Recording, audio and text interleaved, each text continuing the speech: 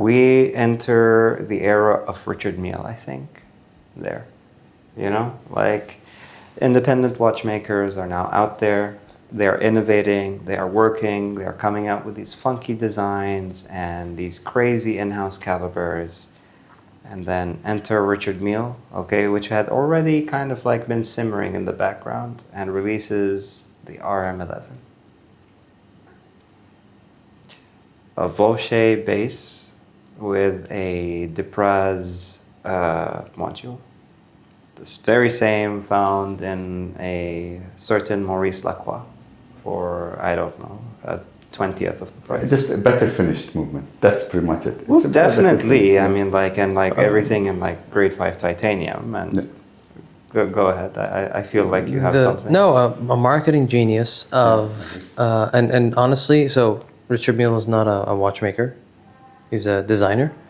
And he created something that took me years to realize, because you had, Richard Mille was this aesthetic with the case, the screws that you could see, and then you had proprietary screws that you could never unscrew unless you had the tool specifically made by them. And if you made those screws yourself, you would get into a lawsuit. There you go. And also... I had to mention that. So difficult to change straps, you know. You had that, and you had a price point that was just crazy. It was high. And we knew that there was modules, there was movements that were not, you know, in-house. So where was the price point? It took me years to realize what this guy was doing, which was create a membership. The clientele wasn't someone who wanted to buy watchmaking. The clientele was someone who wanted to buy the name, the club. And that was what he was offering, and he was very good at it because he collaborated and worked with big names out there, such as, like celebrities. And he wanted to say, you know, you could take this watch. I think you, with your experience with one, you would throw one against the wall, did you not? No, I did not. But you didn't? I've seen it. Okay. So I've seen it. The I've story, seen it in Kuwait, actually. Okay. So the story was that every time Richard Mille would go into a boutique for training and like to kind of like educate the staff, whatever watch he was wearing, he would take it off and just slam it against the wall. A tourbillon. Didn't you throw yours across the room? No, I did not. You told me you did. I did not. You're like... I did no such thing. We'll talk about it after. I was talking about Richard Mille. Okay. Yes. I don't have the guts or the money to do something like that. Okay. Because if the watch breaks, I am out a lot of money. Anyways, so it would be a tourbillon, right? Yes. It would be like an RM3 and RM8, like something like that. And I've seen it in right? Kuwait, actually. There was, I think, Gada jewelry at that time. It was in Salhiya. And he literally just grabbed the watch and he just threw it on the wall. And he starts saying, what other brand that does a tourbillon that can do that to the watch? And still have the And watch. the watch is still running. I want a Richard Mille right now. There is an article that I think everybody should read. It's called, I can't remember who wrote it. It's called The Billionaire's Masonic Handshake, in which they talked about how Richard Mille are so much more than just like timepieces, right? The premise of the article was that you can rent a villa, you can rent a mansion, you can rent a yacht, you can rent a car, but you can't rent $1 million watch, right? And that's where the aspect of the club, I guess, comes from, right? It's you buy membership into this elite group by owning a watch that you can definitely prove that the mere fact that it's on your wrist, that you in fact do have the spending power to purchase this watch, right? And this enables you to get into higher tiers of social classes, right? At least that's what the premise of the article was. And like after reading that article, it clicked, you know, because I bought my Richard Mille, I think in 2010 or 2011. Oh, you were early adopter of the class. I was an early adopter. No, but I just thought it looked cool, right? Like it had it was the RM11. I think you had the titanium one. Yeah. The same we one. owned the same watch.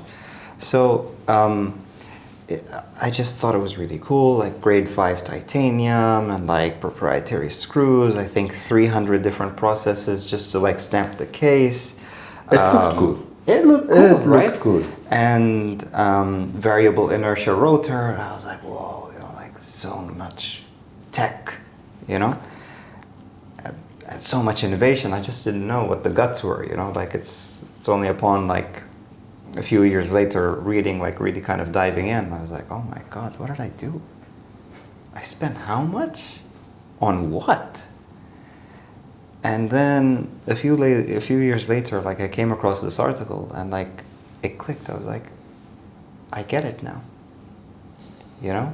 Like it isn't for that kind of collector.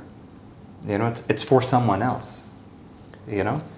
And I don't know if that's what they're actively communicating, but it's an interesting approach that the brand has taken, or that the enigma that now surrounds the aura that kind of now surrounds the brand, and it's very recognizable, because today if you see someone wearing like what's one of the most common Richard Milles today, like a 67, right? Like I think I speak for both of us, or all three of us, that's the RM that we most commonly see out in the wild. When you see an RM67, you kind of like have an idea of what kind of person that is, what his collection is, what his car looks like, what kind of house he stays in or apartment, like you have that. But if you see someone wearing, I don't know, something like a Langa, or no, let's stick to Independence. If you see someone wearing a Journe, well, maybe not today, an Urwerk, an MBNF, you're not quite sure. I'm also going to say the guy with the RM probably has a debt to a loan on that RM. Wow. Depends on which RM, right? Yeah, not so much on the Langa guy. Well, if we're talking about 67, like maybe that's not the right one to talk about. But like if we're talking about someone with like a big metal, like a 27,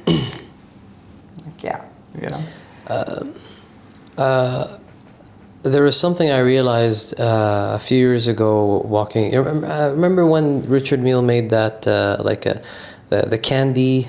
Yes. I love that.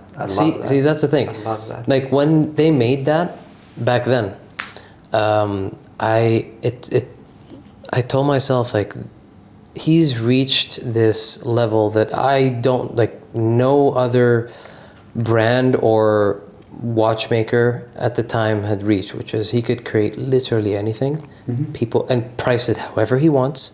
People will want to buy it, and the right number of people will want to buy it, not more, not less, and he's not affected by that. And today, fine, I honestly think FP Journe can make whatever he wants and people will go crazy about it, right? But back then, a few years ago, that wasn't the case. Richard Mille was the first and the only one of that caliber to do something like that. Even Patek had a lot of criticisms and, they were hit and miss. Richard Mille putting candy on a dial or the RM69 or something, like, he can do that. He's Richard Mille. I mean, also, don't forget, we have to give him credit for is the ultra-light watches. Before, when you want to buy a nice watch, it has to have some heft to it. When Richard Mille started doing these super 11-gram watches. Yeah, it's almost like the opposite, right? Like with the Richard Mille, like the lighter it is, like the pricier it is, like the more prestigious it is. Yeah. Your watch weighs 30 grams, haha, 25. Like, whereas I think like in the world of AP or Patek, it's like, oh, you got the rose gold, platinum, And then they all followed. All the watch brands started following the way Richard Mille is running things. Many brands have tried to take the throne of Richard Mille and have really damaged themselves in the process. And like, is it fair to say Richard Mille was the first brand that ran boutiques that were empty? What do you mean empty? Yeah. I remember. Early days. Early days they were not selling. No. That's At some point, right? I remember I was walking Madison Avenue, New York. Had all the watch boutiques there. When? 18 maybe.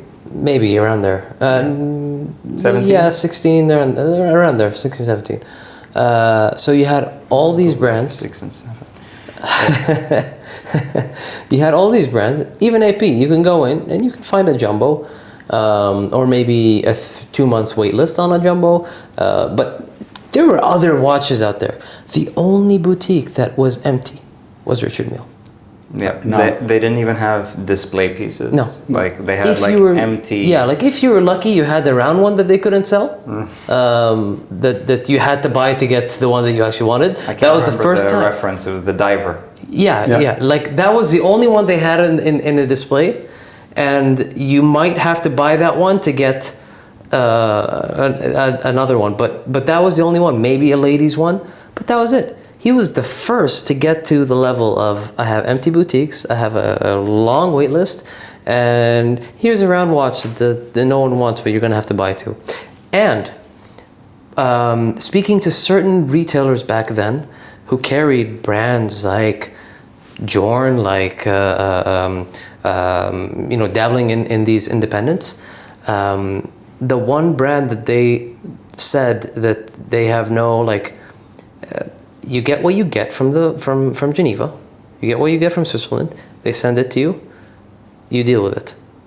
There is no I want this and I want that and I have a customer for this, customer for that. It was hype craze. That's the first of that we've seen back then. We thought that was crazy. Now I know from one retailer. Now I don't know if it works with all the other retailers. If you go to a Richard Mille boutique, they will not have any watches. You put your name on the waiting list. Yeah. Now supposedly that name has to be approved in London before In London? in London, because they have their office in there. Okay. And they have to be, your name has to be approved to be able to be allowed to buy a watch. This is from one retailer that has told me that. So, yeah, Now, I don't know if all the other retailers are going to be the same, or maybe for that particular country, but I was told by that retailer that's how it goes. And this is the first of its kind where if you want to get in, see again, money will not get you the watch. That's it. Right? So this is really a club. First it started off with you need the money for it, and now you got to beg for it. I mean, you have to be approved. Yeah. And part of the appeal is Richard Mille started the trend of telling rich people no. Yeah. You know, like, yes, you have the money, but we're still not going to sell you the watch. screwed it up for everyone else. They started a trend that really, Yep. Now we're all suffering. I mean, they started the trend of actually having their own internal boutiques. yep, they I were mean, one of the first, right? They got rid of most of the retailers. They're doing all internal boutiques. Then after that, AP started to follow. Yep. And it feels like it's going to be slowly rolling to more bigger brands that can actually afford their own boutiques. Yep. So that was Richard Mille in the late 2000s, 2010s. 2010s, I'd say. Yeah, late 2010s. 2000s, late 2010s. Who else was hot then? Shall we talk a little bit about Debatoon, maybe? I mean... Debatoon was hot, but well, Debatoon I was... they were out there. Yeah, right? they were out there. They were no longer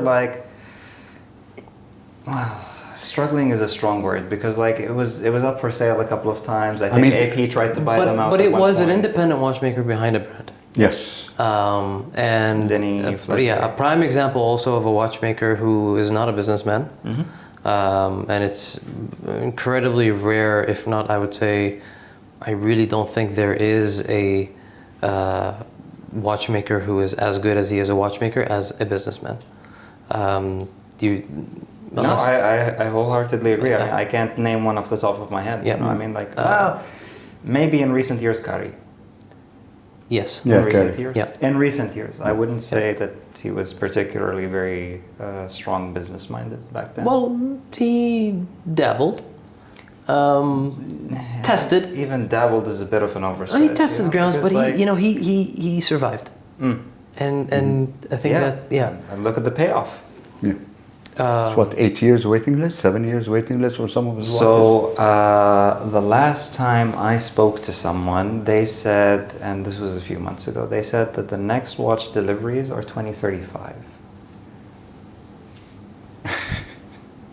I have something I don't understand. Maybe some of the audience have this question. So he just recently released his 20th anniversary tourbillon. Now, if all the deliveries are like 7 years out, how come I'm seeing deliveries of the anniversary tourbillon that was just launched? Let me explain. Yes, please. So, this has been an ongoing meme for years, okay? Kari makes more custom pieces than production pieces, right? Yes. I mean, like, that's the joke. Yeah. I think that still kind of holds true today. So if you wanted, I don't know, like a Van Tweet, right? With, I don't know, like a platinum guilloche dial with like ruby indices and knurled bezel, you gotta wait 9 years. Okay. Okay? In the meantime, he's still doing his own thing. Okay. All right. Right? Okay. So if you want to buy like the 20th anniversary tourbillon, sure. Like, I'm making those, okay? You're gonna get one probably in like 5 years.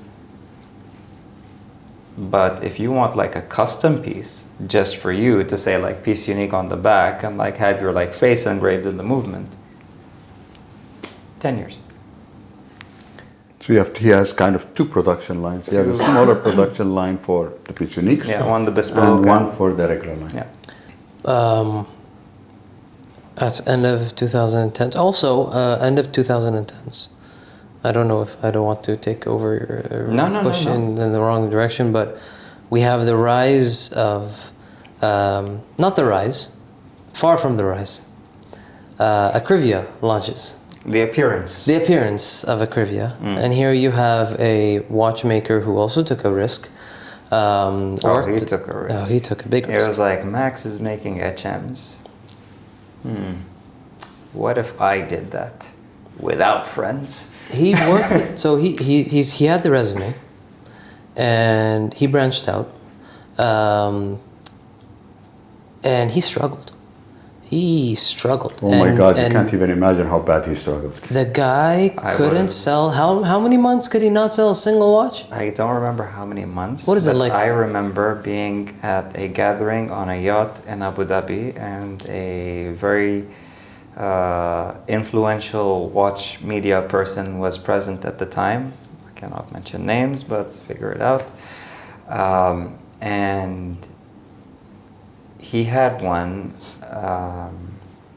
Which one is the tourbillon split? Is it the 02? Tourbillon split? Yeah. It was a chronograph. Chronograph was, I think, was the first or the second? It's either the 01 or the 02. 02 is a chrono, I think. Then it's 02. 01 was the tourbillon. He started with the first tourbillon. one was the tourbillon. Okay, so it's the split. Yeah. And what was retail? Retail was like $200. Yeah. And he told me, he said, listen, like if you want this for like, it was some silly price. No, it's not $200. Yeah, it was expensive. For a chrono? It was silly pricing. Okay. It was silly pricing, I remember. And he told me, and I can't remember the exact number, okay? It's between 25 and 35 US. Okay, he was like, if you want it, you know, like I can give it to you for like 25 or 35. Like call it 30. He was like, if you want it for 30, you can have it for 30. And it wasn't him offering me like as a collector. He had been given the watch to kind of like showcase. Yeah. And if it sold, it sold. Yeah. I've even heard. What was the guy's cost? Was he even making money? No, he wasn't. No, he couldn't sell a watch for, I think it was like a year. It was well over 6 months. Not one watch was sold. Not one. I mean, I remember the first time I met him, it was during Baselworld. At night, after you finish Baselworld, you go to the hotel, the Three Kings. And they have a bar there where everyone goes there from. Terry Stern and everyone. And that was the first time I met him. And he could barely speak any English at that time. And he had the prototype of the tourbillon. And he was dying to find someone to buy it. I introduced him to a couple of collectors. I mean, he was offering it at 60% off. He just wanted to sell, and not a single person would buy it. And it's heartbreaking because you could see the guy needed the money. I mean, he was very passionate, but nobody was buying his watches. Yep. And bear in mind, because I'm going to go back to this later on, but he started a brand. I met him first in 2016, and he started with a tourbillon, and then his next watch was a chronograph, and then like he had some complications in there. Okay, so this was a Crivia. This is the rise of a Crivia. There was later towards the end of the maybe before that you had Ludovic Ballois, who's becoming now more popular than he was back then by a lot.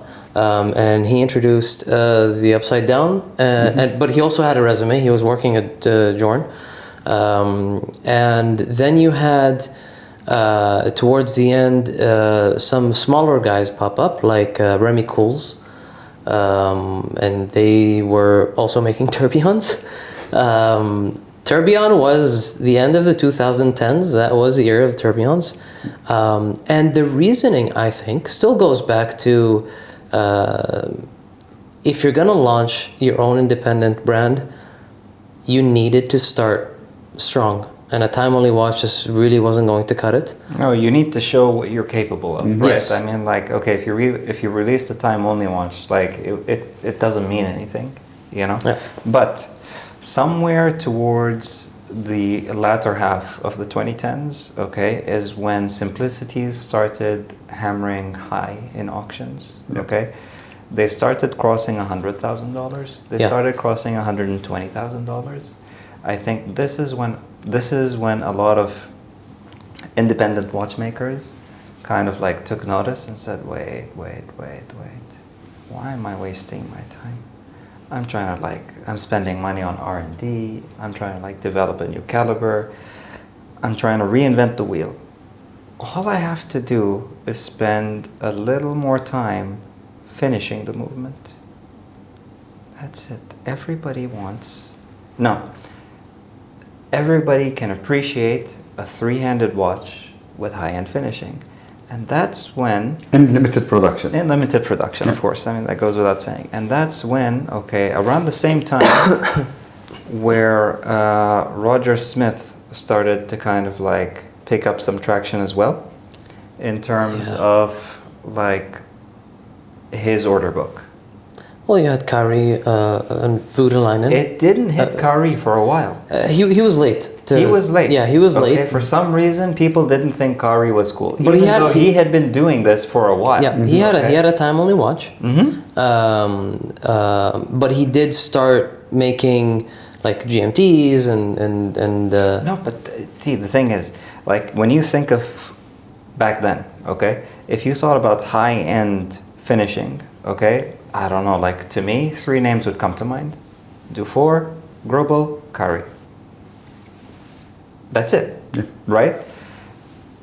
None of them picked up any kind of traction except for Dufour, for some reason or the other. I don't know, like you want to call it market manipulation by dealers, you want to talk about over promotion from auction houses. Yeah, but Dufour, how many watches was he producing per year? I think he made less than 300 simplicities. I believe it was capped at 250, and then he started the reproduction later with the Lebanese partner, and that's another discussion. So the goal was 200. 200 per year? No, not per year. The goal from 2000 all the way until 2012, he was supposed to make 200. So 15, 18 watches a year? Roughly. I mean... And then later after that, he started making exclusive orders for, if you know someone who knows someone. And then there was that restart, but that was more recent. So I think the total cap is around 250 to 260. If I remember correctly, because I don't remember seeing a serial number higher than 250. And the thing is, he started off with 100. That was his. He was like, I'm making 100 of these, and that was it. And then he was like, I'll make 100 more, and then towards the end, it was like, yeah, and then I'll make even more, and even more. I don't think that Dufour his traction built because of the simplicity. I think if you were looking for independence, and the reason you were looking for independence because you're looking for actual watchmaking, he was lucky enough to just be one of the guys there. Like, if you're looking for finishing, it goes Dufour. No, but there was this huge shift in that decade, the 2010s, towards high-end finishing, in my opinion. Yeah. Like, a lot of us, like, on Instagram or on YouTube or whatever, okay, I remember we would, like, get our loops and, like, we'd have sessions, you know, like, during our gatherings, you know, and, like, kind of, like, scrutinize the finishing of a watch. I remember, like, going to Singapore a lot, and a lot of my friends there, you know, we'd just, like, sit, we'd look at, like, a Journe versus a Breguet versus, like, a Glashütte versus, like, a Lange, and we just, like, Count talk. interior angles. Count it. Yes. No, it's true. It's true. Like, that's what we would do, you know? And it was such a flex, you know, like, to be, like, the guy at the table, like, with the nicest finished watch, you know? And, well, not to deviate too far from what you were saying, but for some reason, Philippe Dufour picked up a lot of steam. And Roger Smith started picking up, like, some traction as well.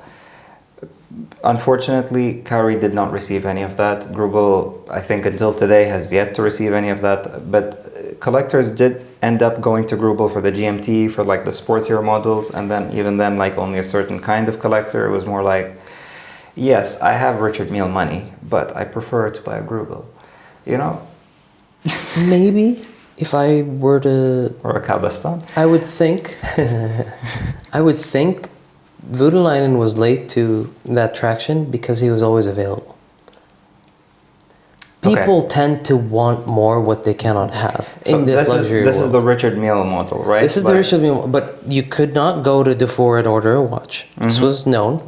Like, and Roger Smith wasn't making enough to satisfy Roger Smith had a 4-year wait list. Yeah, I mean, he's making, what, 12, 15 watches, maybe? And now I think more, probably. And his price points were at least a third more than Voutilainen. Voutilainen was very accessible.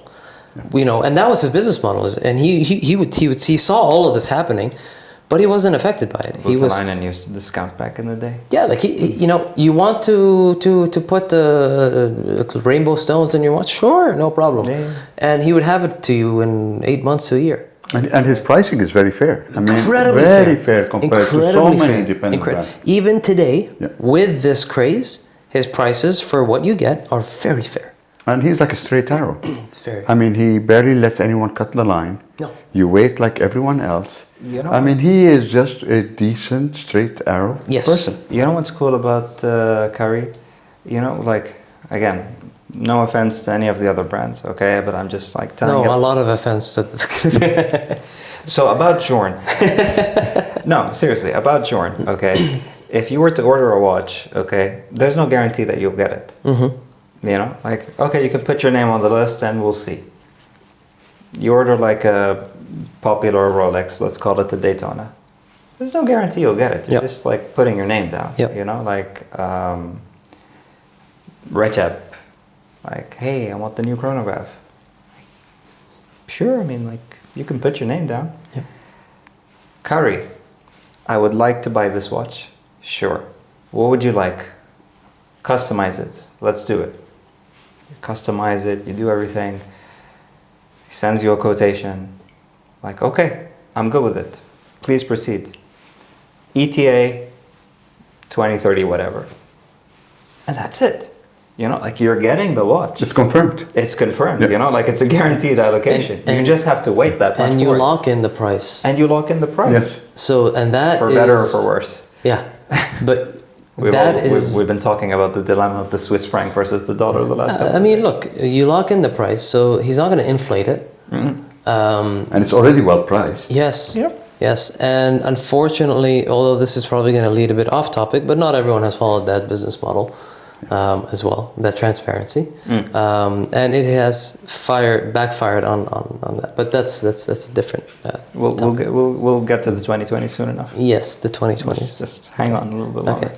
So the end of the 2010s is you still have you're getting traction. Yeah, independents are getting traction. Yes, and a lot of the younger guys are inspired and motivated to go out on their own. Yep. But it's no longer scary. It's not scary. There are success stories. But you need to bring in something special. Yeah. Still, the bar is still set high. Yeah.